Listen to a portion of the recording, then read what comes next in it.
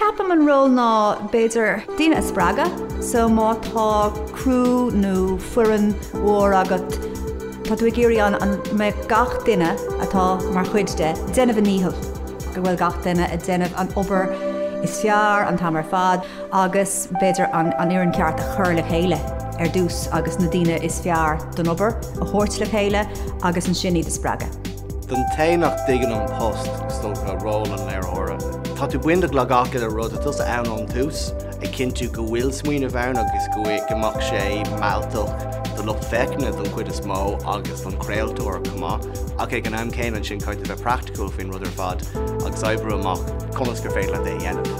Stoin element saorlam cho sin a bheith mo máid láthir sprála me sin sprála a bheith natá se fud fad na tíide cas le daoine nó an tamar fad agus bheith crothú ábhir agus ní hálín éon chuid cho sin gan bheith sna eagraíocht ar nói ach is sprála bheith máid láthir sin saorlam. So tá timpeall fé daoine i marránog agus caithfidh mé a bheith cinnte go bhfuil chulathóirt ag obair an tám go léir, like mar just unit. Má tá duine cinnt it just tosnú sa tsraith seo caithfidh mé rá Jenny. Tá an taithí mar chéine, má tá tú ag obair néire nó má tá tú ag obair an seo. Tá an caiideán féin mar chéine. So an post atá ag aigethóir na go bonasach achan rud a chur in a word.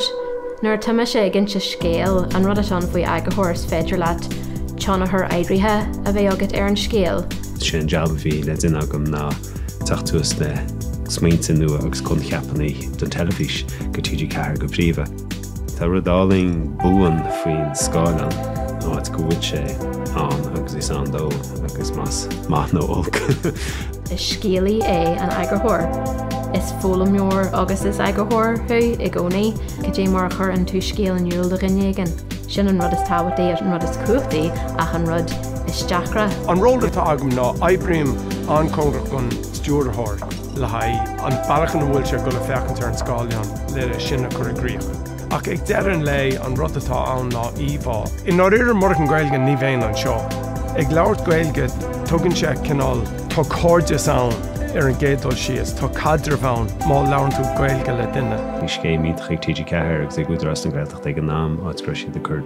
Iúns ar fád is dói ar fád go chiní a bhí rataí acu in airnálachaí go Gairmúil ach beidir nachrá a feimú in airná na telefíse fós.